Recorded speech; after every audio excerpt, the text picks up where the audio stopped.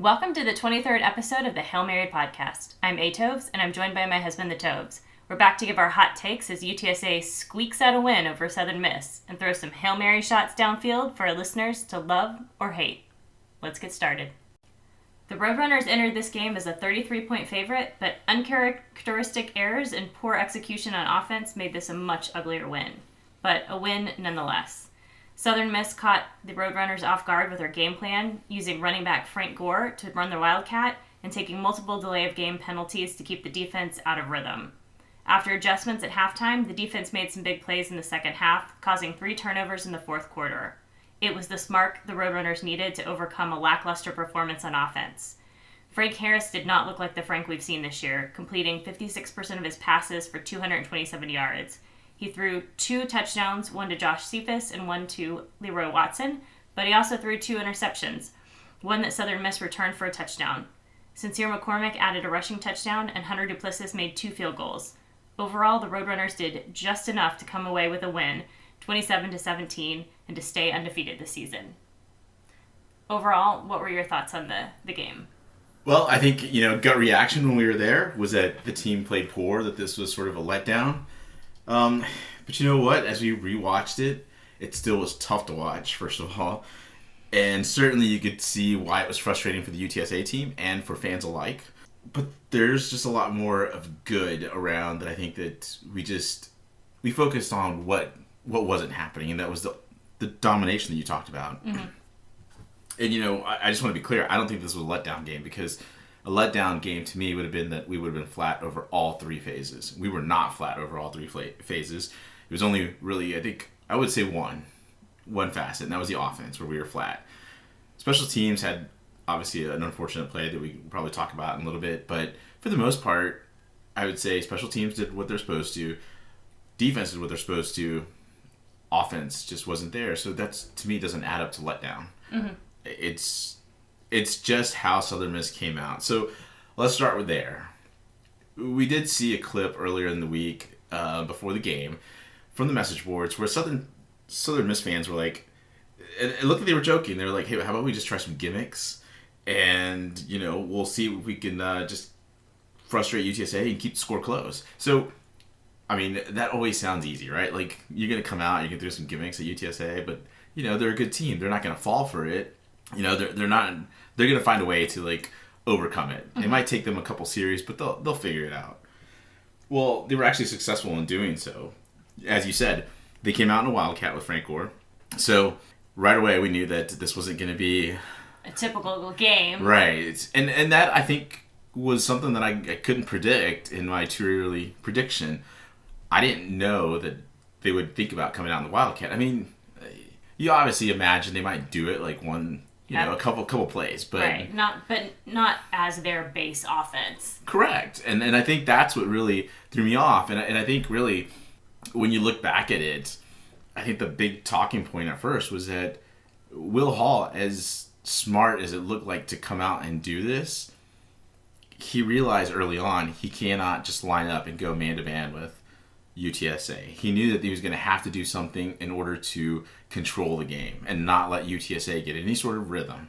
So he went to doing the Wildcat, and most importantly, there was a lot of penalties in there. And even as I was watching the game, I realized what the penalties were doing, and then Traylor mentioned it afterwards. Because as they got all these penalties, they just kept draining the clock even more. Mm-hmm. So they're just whittling the clock down, play clock down, snapping the ball around 1 second left, and really just kind of slowing the game down and just putting really a big emphasis on execution, which they didn't really execute, to be honest.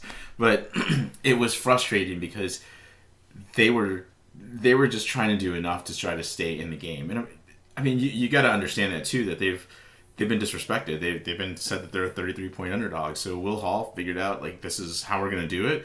He says so as much in the post-game press conference that, look, we're going to run this offense, and we're going to keep it close in the fourth quarter. Yeah, and the other thing that I don't think most fans that were at the game would have been aware of was just how many injuries and different things that have happened to Southern Miss over the course of the year. They're only playing with 62 scholarship players. So right there, tells you they don't have the depth. They've had injuries. They may have had other factors, that have happened. I mean, obviously we don't know everything that's gone into it, but for a team like Southern Miss to be playing with 62 scholarship players is really, an odd situation, and it really puts them in a disadvantage right away. And they played something like 8 or 9 quarterbacks over the course of the season, so they, we look at last season and we look at us, being in the situation where we had to go down to our 4th string quarterback. We didn't have to go past our 4th string quarterback, but imagine if we did.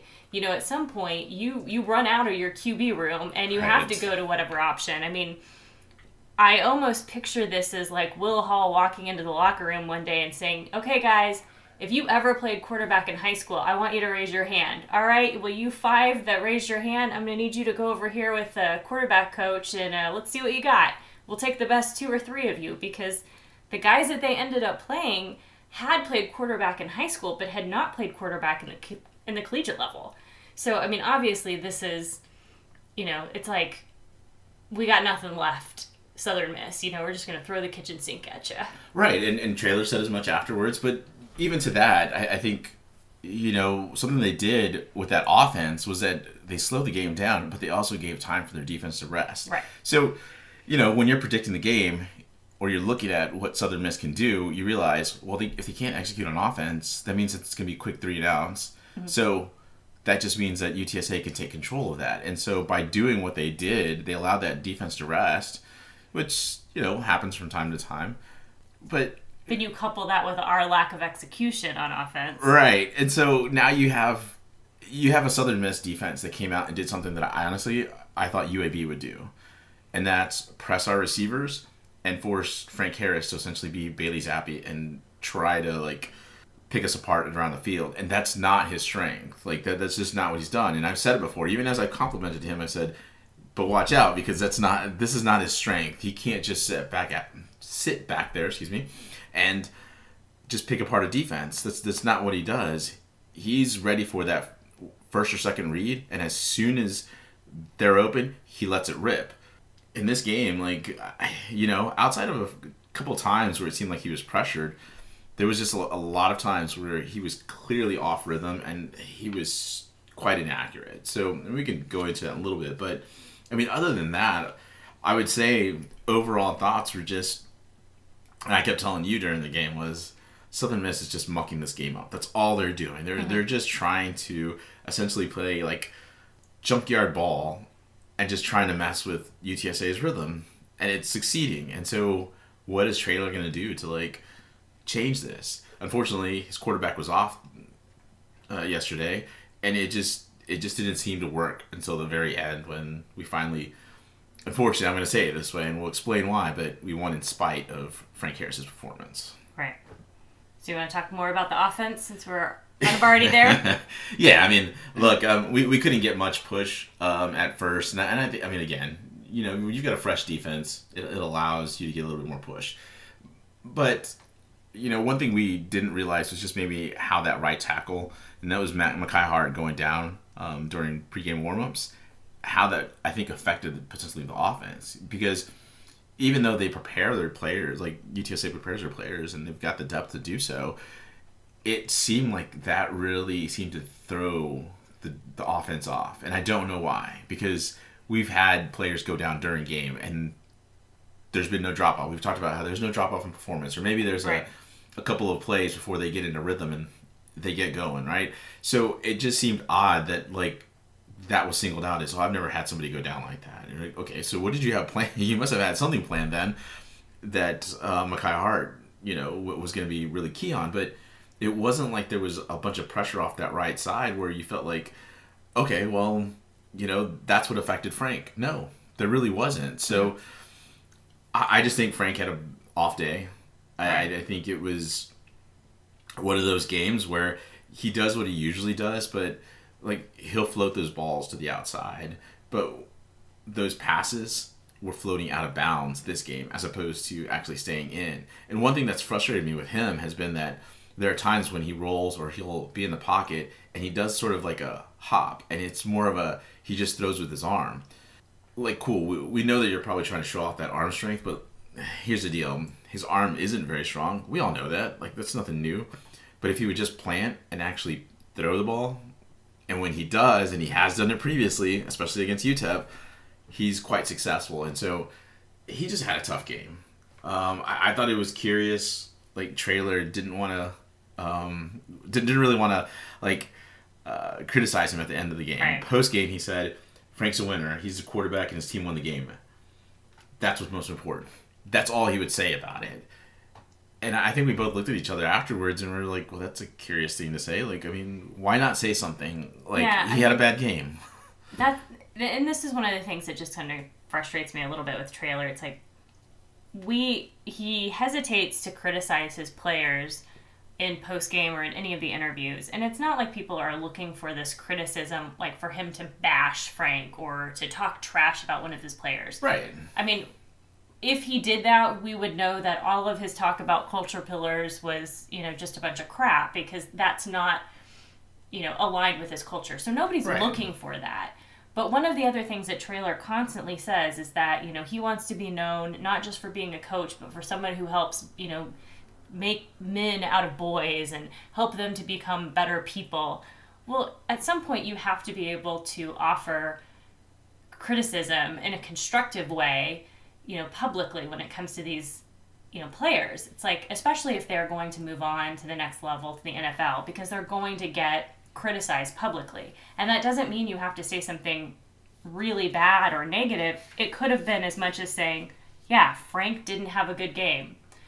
I'm not concerned about it. I know that Frank can play, up to a higher standard. We're going to work through it at practice. I have the utmost confidence in Frank. But just saying, yeah, Frank didn't have a good day. Some of his throws were off. We're going to work on it. That's not some kind of, overly negative statement or something that should be, soul crushing to Frank Harris. I mean, he even said in his post game, yeah, I didn't have, basically owned up that he didn't have a good game. He didn't really know why. But, I mean, it's just one of those things that's kind of baffling to me. It's like, look, just, instead of trying to dodge the question or say something that's, just sort of weird and evasive, like, yeah, just own it up. Be honest. You talk about being transparent. Again, I'm sure he is giving that feedback, and he's probably much more transparent in his communication to Frank or Barry Lunny, but you can be honest with the media without being overly critical. Right, and going back to what you said, like, this is what we saw with Traylor. This is what Lisa Campos even cited as part of the reason to give that 10-year contract. So if that culture is being kind of pushed to the side all of a sudden, and we're just trying to defend and shield Frank, therein lies a huge issue, because now this is no longer about culture. Now we're just trying to protect guys. And yeah, it's either that or Traylor feels like if he doesn't deflect, he'll answer it with more honesty than he's prepared to give to the media. I don't know. No, that's a fair point too. It's just, but I think that's the problem, right? There's transparency up to a point. We all know that. We all get that. But let's be honest. He had a bad game. Yeah. Maybe they were seeing things out there that were really fooling him. I just pointed to a couple things that I saw, that they were pressing those receivers and they were forcing Frank to go away from his first and second options. So if I know that, it's clear that, any other defensive coordinator could know that. There's other things that are going on. Yeah, you're not giving away some kind of, like, secret. Yeah. So, I mean, I just said that's not what he's great at. It's like picking apart a defense like that. So it's fine. But just say, look, some of these things just didn't happen. Yeah, and he made the other comment that they were too cute on offense, which I thought was kind of odd, because I didn't really see them. It's not like they made a trick, or they were trying to run a trick play. Like, they were trying to run plays that they would typically run, or make passes that they would typically make, but because Frank wasn't in the rhythm, those passes weren't successful. I didn't understand that comment about being too cute on offense. It just didn't make sense to me. And, this is I think the fun part about actually doing this podcast, or even looking back, if anybody actually listens to some of these post-game interviews, because I feel like Traylor's post-game comments at times, sometimes they're just kind of spot on, but lately they've started to get a little bit hazier, and it's weird because they contradict what even the players will come back and say later. Mm-hmm. he has a version of the game that he wants to write as a narrative, but nobody's writing that and nobody's seeing that. So it's quite interesting. I mean, otherwise on offense, I would say that, like, look, you had guys that try to make impacts, but it's, again, going back to what you said, when your quarterback is off and he's making these challenging passes, it makes it so difficult to make the plays. I mean, Cephas was open a couple times. One of the times was in the second half where Frank, right after throwing that pick six, like, comes back and he sails this ball, like, essentially out of bounds. Cephas still makes the catch, but he was so wide open that I would say even back against UTEP, if he would have kept that ball in bounds, would have given Josh at least an opportunity to get downfield, because that's really what was going on. Was that Frank being off caused a lot of issues that really cascaded to the other parts of the game. So, look, looking overall at the offense, I did want to ask you one more question. I know you're probably focusing too much on the offense, but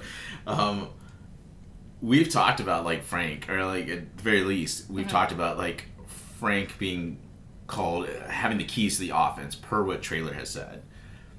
But my question to you, and it was more of just sort of like, I wonder why, was why does he keep looking to the sidelines? Like, and I'm not just talking about this game. Like, it's been, like, previous games where he's all of a sudden, like, stops and they start looking at the sideline. Right. Which is fine, like, if you're controlling the tempo, but if you really want to get him into rhythm, one of the ways they usually get him into rhythm is to give him those quick slants. There were no quick slants that I saw this game. There was different, I think, pass routes. So, while I think it's easy to say, hey, this is the letdown, maybe part of the too cute, too, was the fact that Lundy got a little ambitious with the offensive game plan. Maybe they tried to throw in some deep shots that they thought that they could take advantage of, and that would put this game away quickly. I mean, going back to what Traylor said, like, if they're able to execute an offense early on and, put up a couple scores, Southern Miss is dead in the water because they can't run this offense the rest of the game. They no longer can operate like that. And we saw what happened when they got behind. They just struggled. So I guess it's just a disappointing offensive feat. I think we could probably talk 20 more minutes on this, but let's go on to the defense, because that is something great to talk about. I just thought overall the defense played great. They gave up third fewest yards this season, yet I think the narrative that fans will look at was it was so frustrating because they couldn't get off the field. Well, they couldn't get off the field because there were so many penalties, and it really was sort of that 3 yards in a cloud of dust type of offense where, like, Southern Miss kind of just would get just a couple yards, and then they would bleed the clock for about a minute and a half because it was a penalty. So these drives were taking like 5, 6, 7 minutes to go like 20 yards, and that was, again, frustrating for fans to watch because you had 30,000 in the, in the dome, and you can't get anybody into that rhythm. Did you see anything on defense that you liked? Well, I thought the interesting thing was that at the post-game, Traylor said that they were preparing for Gore in this Wildcat offense.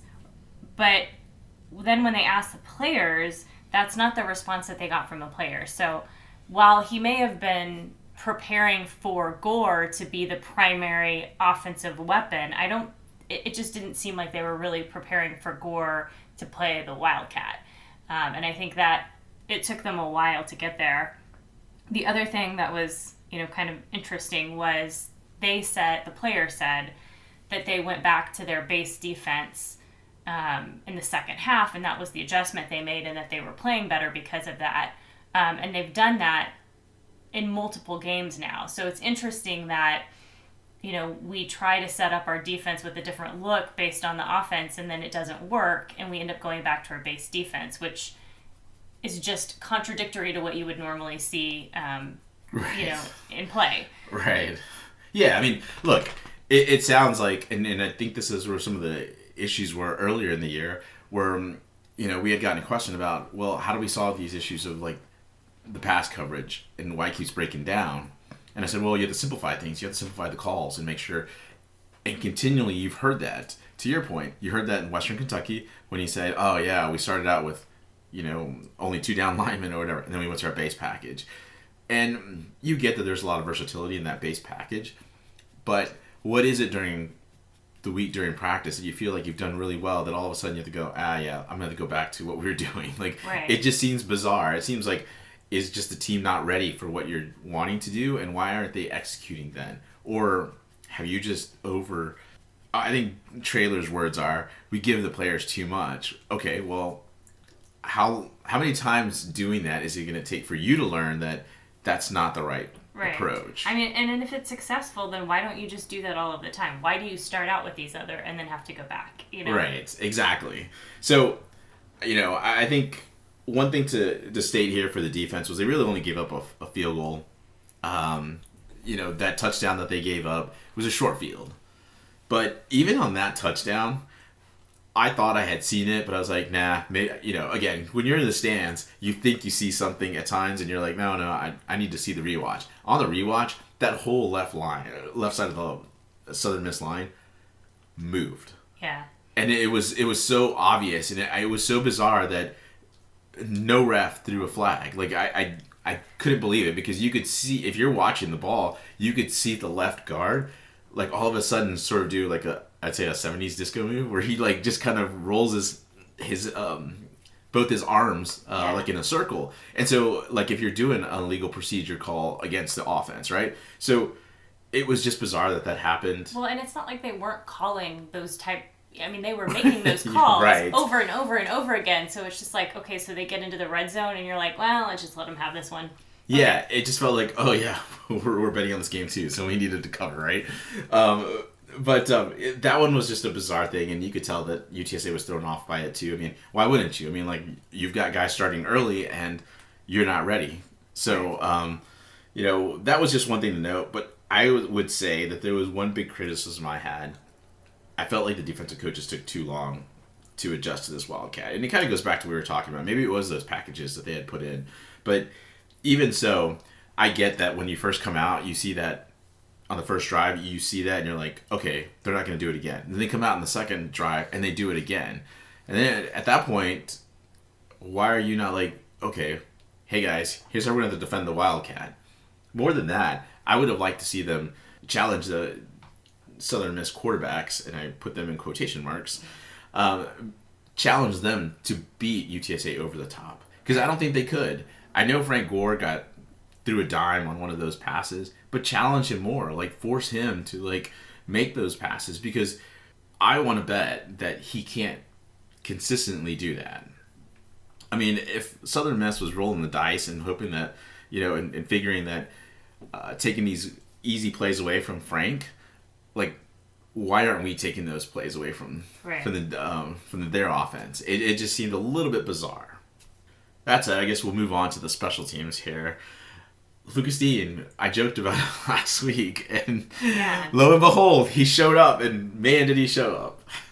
Yeah, thank goodness that he did, because, he hasn't punted in a while, and we haven't had a need for him to punt, but this was one of those games where we needed him to do it, and we needed him to pin him inside the 10-yard line, and man, he was effective. That's what he did. Brilliant. I mean, just some of those punts were just absolutely brilliant. I see punts like that, and, like, I get why Traylor says, hey, you have to field some of these punts, but on the other hand, like, the way that Dean punts them, not only high, and you imagine that there's just enough spin on them to make them go into the end zone, but man, he's able to really manufacture that kick into, like, really rolling sideways or rolling backwards, giving the coverage team a chance to, like, field that ball and pin them deep. So just excellent work from Lucas Dean. Unfortunately, Duplessis had a missed field goal. But other than that, I didn't feel like there was, like, his other kicks were fine. Yeah. The kickoff that we blew, it felt like he might have miskicked it or put it in an area where he shouldn't have, because it looked like Southern Miss had more blockers than UTSA had coverage guys. Right. And UTSA seemed to be late to get over there. Actually, one of the guys that was there that probably could have tried to make a play on the ball carrier earlier was Hunter. You don't really want your kicker to be the one tackling. I mean, he did end up with the tackle listed in the stats. It was not that one, I don't think. I didn't quite catch it again in the replay, but you don't typically want your kicker to be the person who is tackling, but I mean, this is the whole. yeah. So that's one thing to take in consideration. But on the other hand, you're right. I mean, he shouldn't be the one that's making that play. That said, it was just odd that he was right in the mix because I think it was needed. Right. Again, it seemed like he had placed in the wrong spot, and that's why they got that big kickoff return. One of the funny points of the special teams was watching Pastucci on one of the returns. So he's... Oh, the punt. You mean one of the downed punts by for Dean, yes. Yeah. Exactly. He was trying to celebrate with I think it was Tyler Monkey, and he goes up to try to kind of chest bump him, but then he just falls for no reason whatsoever. And it's even funnier because there was a story that Traylor said earlier in one of the interviews this past week, that Traylor had said Pastucci had fallen down the stairs at the race facility, and that was one of the reasons why he was injured and had been out. It's apparently this dude just cannot stay on his feet, Yeah. Some problems. Well, we do want to say that Hunter scored his 101 points in 2021, which now is tops in program history. He passed Sean Ayana, who happened to just be there and was one of the honorees there at the fourth quarter. The only other thing I'll say about the special teams, which I thought, again, comes back from Traylor's postgame notes, he said that UTSA did not take advantage of Southern Miss's special teams. He said that there's been some points scored off of that coverage teams. I would say Sticks didn't try to really field punts. I mean, there's really only two punts that he had to field. And even then, the kickoffs were well into the end zone. So right. While I think that there was something potentially, I think, on film to take advantage of, the other thing that I think at times maybe UTSA isn't taken into account is the fact that you're now in the dome, and so you don't have the wind or anything, and so there might be things that are causing somebody to kick it short or just not cover well, and because of it, there are the problems. That and the fact that it was mentioned on the rewatch that the announcer said that Will Hall asked most of his starters to play on special teams. So you're talking about playing on offense, then going to special teams, playing on defense, playing special teams. That's a lot of work, and for a team that's down as much as you said it was, that's how a team wears down. And I think that's how this game went. It ended up wearing down. It wasn't the prettiest. I know that he said Traylor said that all these wins, there isn't really, they're all pretty to him. Yeah, they're all beautiful to him. Yeah, no. Regardless, that was ugly. Yeah. It was an ugly, ugly win. It was an ugly win, but much to your point, it was a win nonetheless.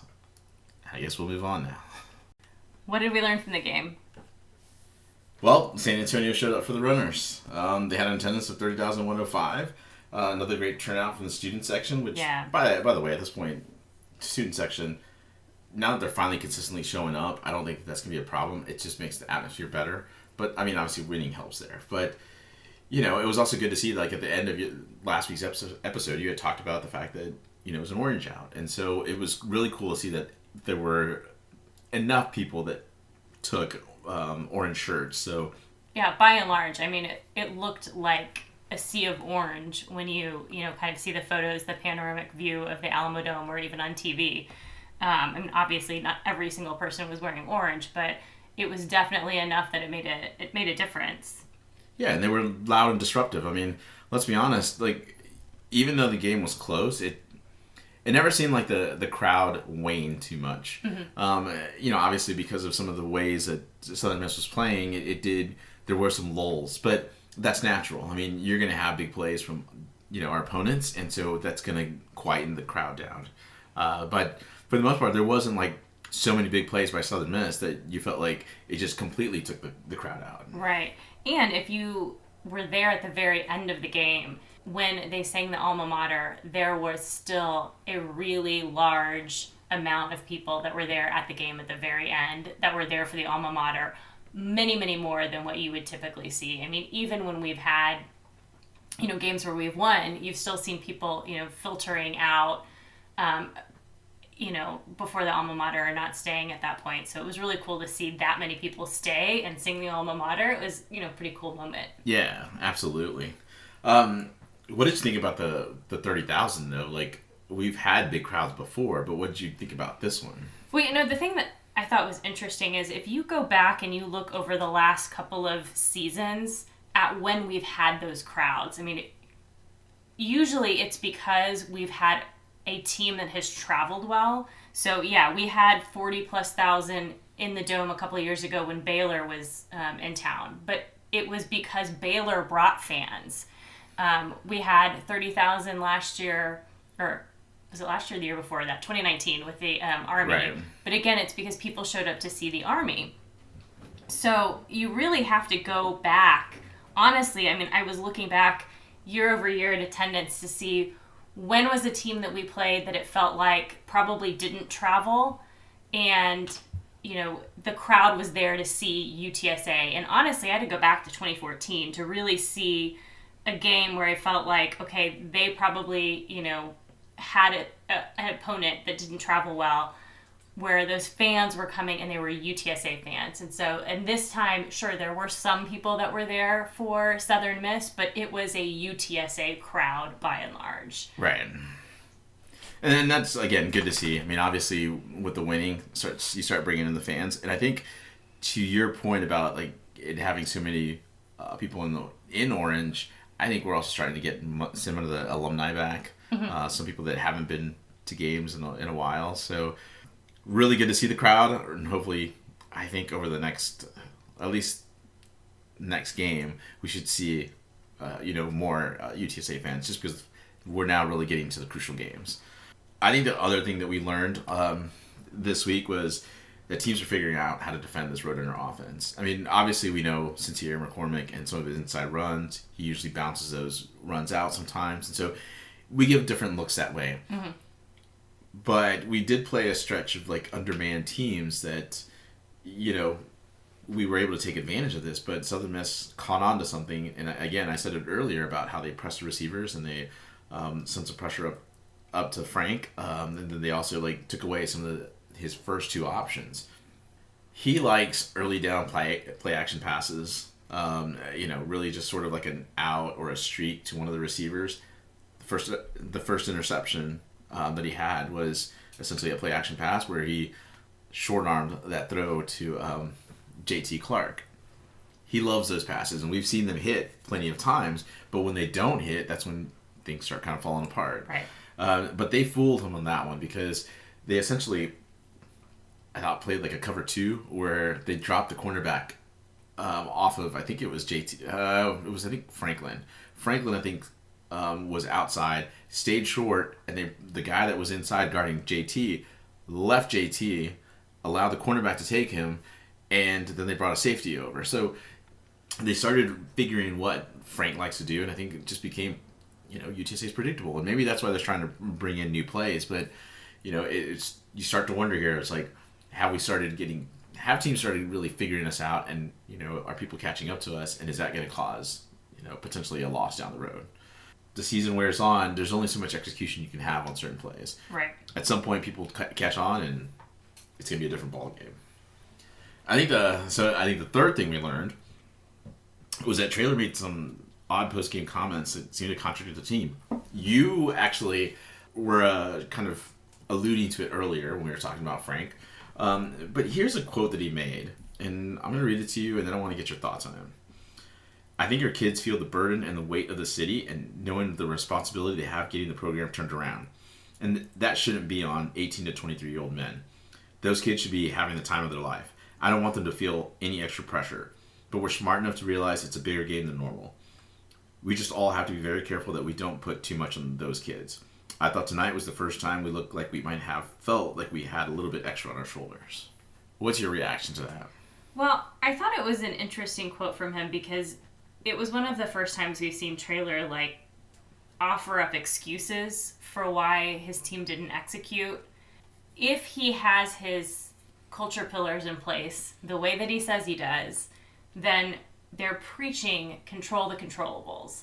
And having the weight of the city on your shoulder, that's not something you can control. I mean, that is a culture pillar violation right there. So right. It was kind of interesting to me for him to say that, where is this weight coming from? Because, even though these kids are on Twitter and you do see them interacting with the fans and you do see them getting upset when people are betting against them or whatever, you don't necessarily see people tweeting at the players or responding back to the players like there's any expectations on them. Right. I mean, it seems like the interactions between the fans and the players have been more about, maybe we didn't think that this was a game we were going to win, and then they're responding back, well, you should have believed in us. It's not really like a fan or people in the city. You don't see that on Twitter, them coming at the players like, you have to win this game, or why did you play badly against Southern Miss? Like, you're not seeing that kind of interaction. So I thought it was sort of interesting. It's like, where is this pressure coming from? And I think another thing that we had talked about was potentially the fact that this team is ranked, right? It's something that it hasn't happened in school history. With that, sure comes with pressure, but it's, like you said, it's not coming from the fans. It seems to be an internal pressure. Right. So why are you talking about that? Like, that should have been nothing he brought up in terms of, an issue, unless he's going to point to it and say, hey, we played bad because we're pressuring ourselves into this. Okay, cool. But it made it sound like we're the ones putting that pressure on there, and it's like, you told us earlier in the year, or you told us actually week to week, if the worst thing that happens is that they lose a game, oh well. Okay, cool. And you also said, was it 2 games? I think it was Louisiana Tech, where he said, I don't want my kids to fear losing. Right. So if that's the case, yeah, of course fans are going to be disappointed. Of course we might say like, oh, Frank played a bad game and we lost. Okay, that's just criticism, right? But in the end, that doesn't mean that we like them any less. And it just makes it seem like we're the ones. Or that we're going to stop coming to see them, So it just feels weird for him to have said that. And again, maybe this is why he doesn't criticize some of his players on the post game, because it was sort of, honestly, if you look at this quote again, it really came out kind of wonky, and I don't think that this is really what he was trying to say. I mean, when you go back to the part about there shouldn't be pressure on 18 to 23-year-old men. Well, that's what happens when you play Division I football and you're successful. If you look at the most successful programs, if we were to look at Georgia today, if we were to look at Alabama, Cincinnati, there is pressure on those kids right now. And yeah, does it stink when they lose? Do you not want the players or the fans to turn against them when they lose? I mean, like we talked about before, like, it's one thing to say Frank had a bad day. It's a different thing to go after Frank. You know? But that's just part of playing the game at a high level in college football. I mean, it's just the way that the system is set up. And you have to understand that when you get ranked and you have expectations and you have a successful season, there is going to be pressure, because everyone is going to be trying to beat the undefeated team. Right. But that's not pressure that's being brought on by the fans. It's just what comes with it. And like you said, with Cincinnati, they have bigger pressure because they have an opportunity to play for the New Year's Six, potentially be in the playoff. They have the pressure of the group of 5 on their shoulders, And UTSA doesn't have that pressure because no matter what, they're not going to make it high enough to do that. It's just fun to say we're ranked. So, yeah, where that pressure is coming from, I don't know. If it's their own pressure, great. That's for you guys to deal with it. They're going to have to find a way to address that before the UAB game next week. But I think going back to something you've alluded to before is, that's what the culture pillars are for. Mm-hmm. That's what all of that's for. So you need to lean on your own culture to address this. Don't look at the media or the fans for us to be, backing off on them, because we're not applying that pressure. You're applying your own pressure. That said, this is another thing I think we learned. It's new territory to continue a school history and making winning streak.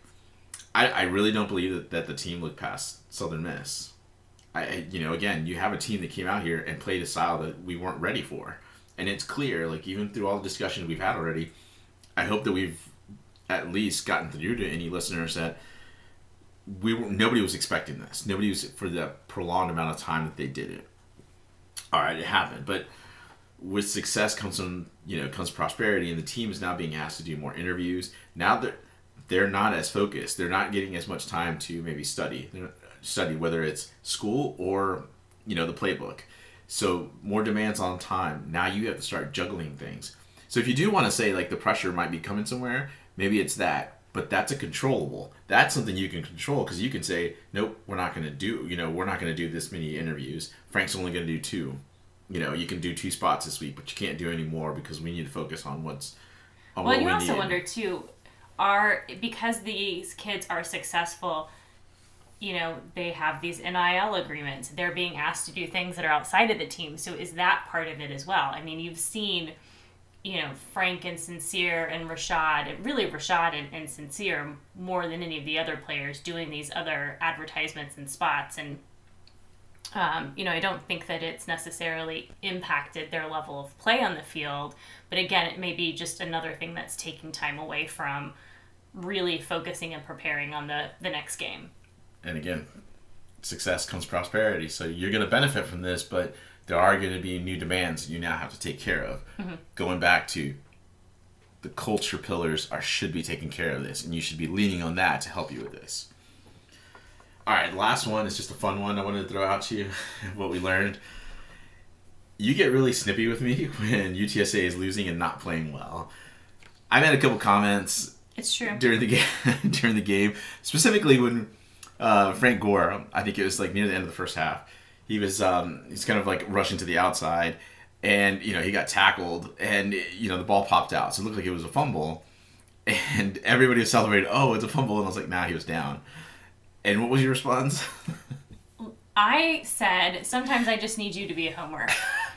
Because the thing that you guys need to understand about Toves here is that he takes a very analytical approach to any sports team that he watches. And so, you're not going to hear him fall in love with any player, fall in love with any coach, any team. He's very analytical in how he approaches everything and looks at everything. So when you have those big plays, whether it's UTSA or, you're watching the NFL and it's one of those pass interference calls that everyone's getting worked up about and did it change the game? I mean, Ben is just very, very analytical in the way that he looks at it.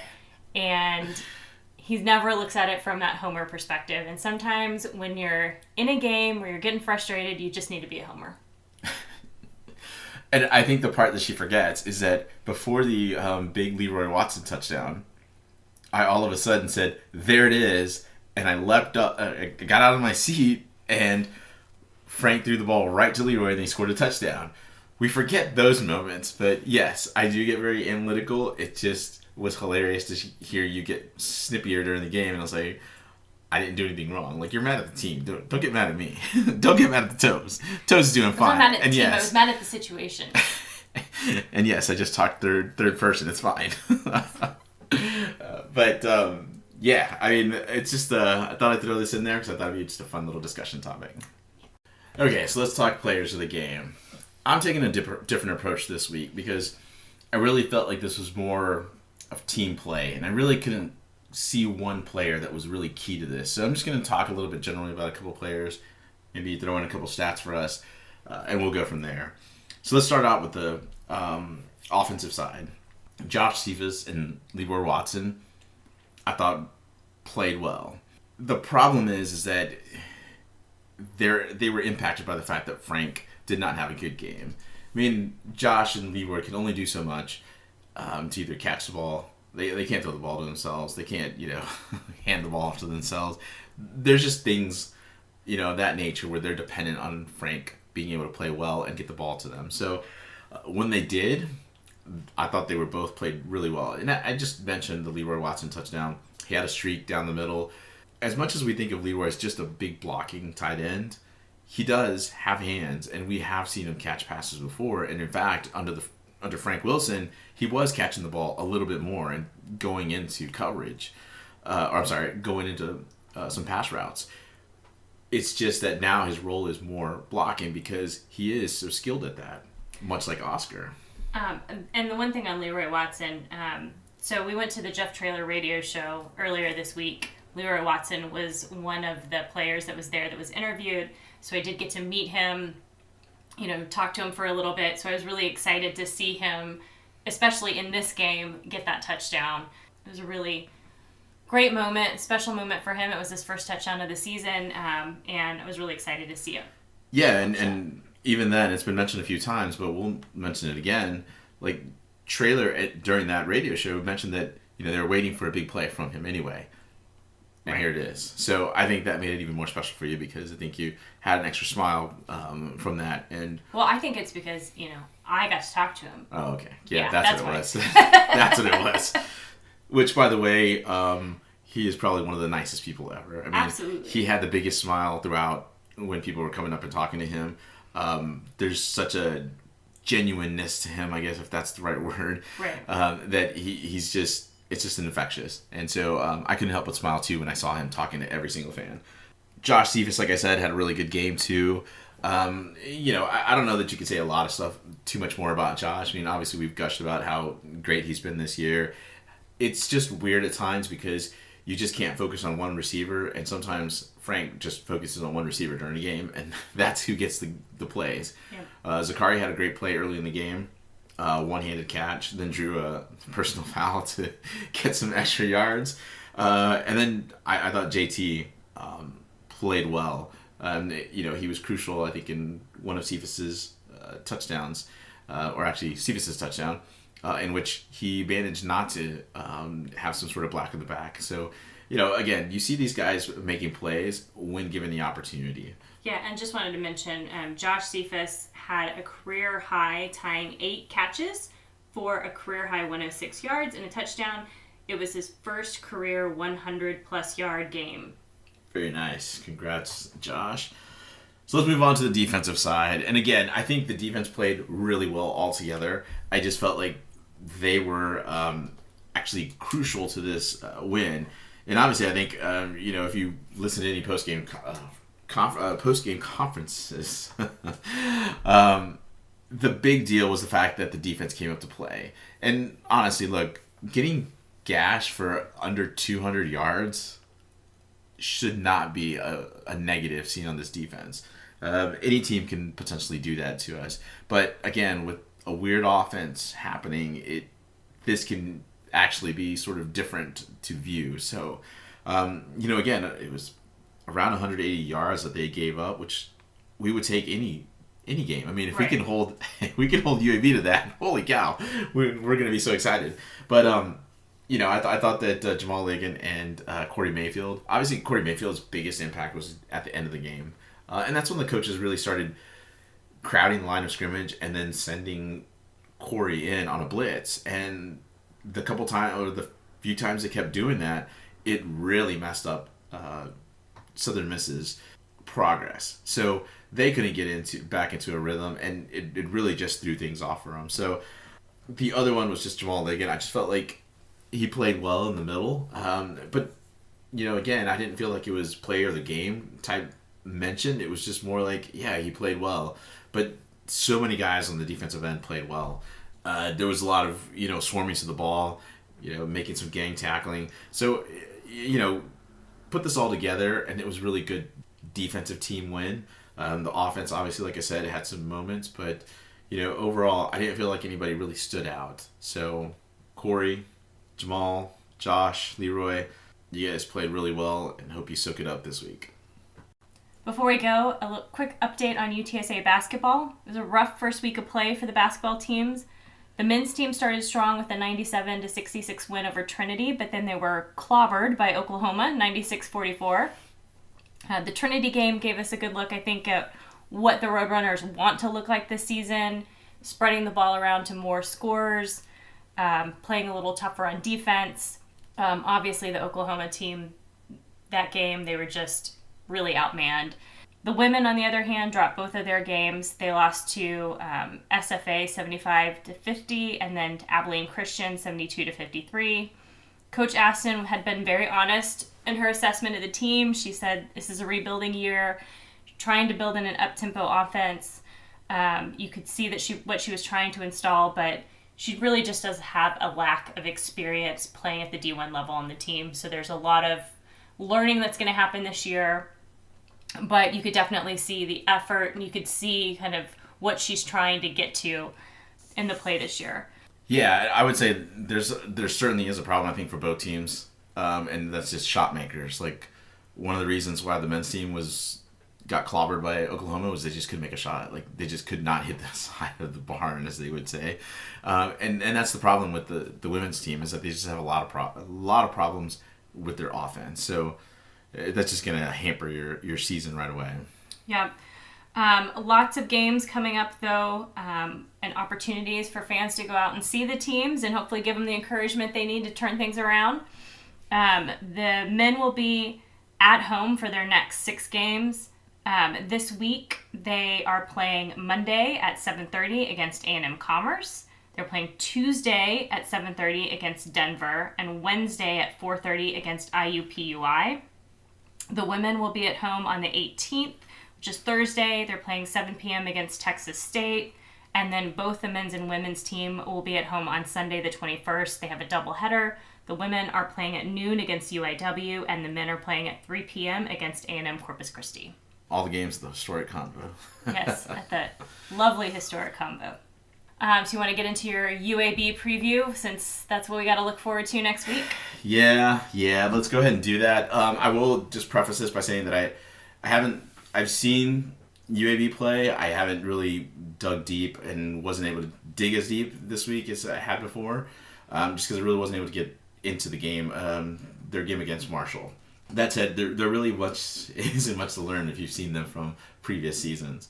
They're good. Bill Clark just manages to, every single season, just have UAB in contention. And there's a reason why they're always champs. It's because they have a high level of competition in themselves. And, while I would say their individual parts aren't always pretty, just when they get on that field, like, they just happen to just come together. So Dylan Hopkins is their quarterback, and he's throwing to his top receiver, who is their tight end, Garrett Prince. And then if not, he's throwing to his wide receiver, Trey Shropshire. Here's the deal, though, with these wide receivers at UAB. They're not very fast. A Zachary Franklin or a Josh Cephas, even a JT Clark, would probably be seen as speedsters on the UAB wide receiver core. That's not to say that they're not good. It's just that there's no way that they should be getting behind our defense unless we really break down. I'm not trying to jinx us. I'm just saying, that's just not something. But this team is based around the ground game, kind of like UTSA. Dwayne McBride is their top running back. He is just a bruiser that you call a bruising running back. I mean, he just is able to really be physical when he runs. So that's, I think, going to be something to watch for on offense. I mean, obviously, because I said that they like to run the game, have a good rushing game, they will fit into sort of like, I would say, the UTSA defense strength. There's a difference here, though. This UAB team can execute, and that's part of the problem, is that you had essentially a Rice team before that their strength was running the ball. You had a UTEP team that their strength was running the ball. But they don't have the level of play that UAB does. On defense, I would just say that they have overall good speed. They've had a lot of injuries. So, it's just going to be tough to kind of drive on them. I would say this UTSA offense is going to need to be efficient. Something that we saw against UTEP. Something that we saw against, La Tech, Rice. Previous games that we've seen, even Western Kentucky. Make sure that, we're making the most out of every possession. And if anything, that's what the Southern Miss game should have taught this offense, is that you need to make sure to execute and to be efficient when you have the ball. Here's the biggest kryptonite for UAB. Will they stay disciplined, or are there going to be flags all over the place? Mm-hmm. They've still managed to win games. But yesterday against Marshall, they had 6 flags. They haven't had below 7 penalties since Tulane. The Tulane game, and I think that was like 4 games into the season, which is nuts, because they're usually getting about double digits in terms of penalties, and for such a talented team, it's just weird to see the fact that they're actually like so undisciplined in terms of their in terms of penalties. However, I did say that there's been a lot of injuries, so that obviously leads into it. But I wouldn't say that it started because of injuries. It's just been a problem all season. I think if they're not the top, the most flagged team in college football, they're at the very least second. And that doesn't really help you in terms of winning games. It just makes it that much more difficult. And, I think that's the scary part for Conference USA fans is UAB. If they would just clean that up, they really would be a much better team. For my too early prediction, it was very difficult for me because I was initially thinking it's really going to come out and just predict a loss. Not based on what we saw against Southern Miss, but mostly just based on just this level of play that UAB is going to force upon UTSA. I said at the very beginning of this podcast that Southern Miss did what I thought UAB was going to do, which was pressing the receivers and then really forcing Frank to really beat them with sort of, with field of vision, trying to hit a third, fourth, fifth wide, receiver out. And the more and more that I thought about it, the more and more I had looked at what UAB's done, it really came down to the fact that, to me, UTSA isn't committing penalties. UAB is. And I just don't think you can count on the fact that UAB stays completely disciplined throughout this whole game. So for me... Especially not if we have the crowd the way that we did this past game. If we can get a really loud crowd in and we can keep them engaged in the game, I think that will also help UAB to get frustrated. I mean, certainly not necessarily with all of the false starts and delay games, that kind of type of penalty that we saw from Southern Miss, but I do think that could get in their head a little bit and maybe make them, be less disciplined. Sure, but I think the other thing is that a lot of their penalties that I've seen have also been personal fouls. Mm-hmm. So I will say this. I think that there's been a lot of games that have been chippy for UTSA. UTEP was the latest one. Even this game got a little chippy at times. I just think that UTSA can keep their head. At least I think so right now. Mm-hmm. Who knows, later down this week that, maybe they get, there's something that shows that they're not going to stay disciplined. But, UTSA just needs to handle business. And I think for my prediction for next week, it's going to be 24-21 UTSA. I think this thing goes down to the final drive against UAB. This is going to be one of those games, to me, that would be weird if it's a rout either way.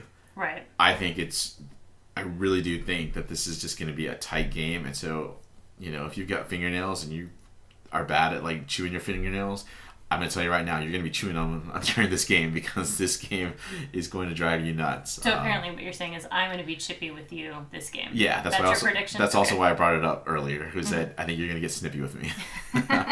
So anybody sitting around us, she's going to get snippy.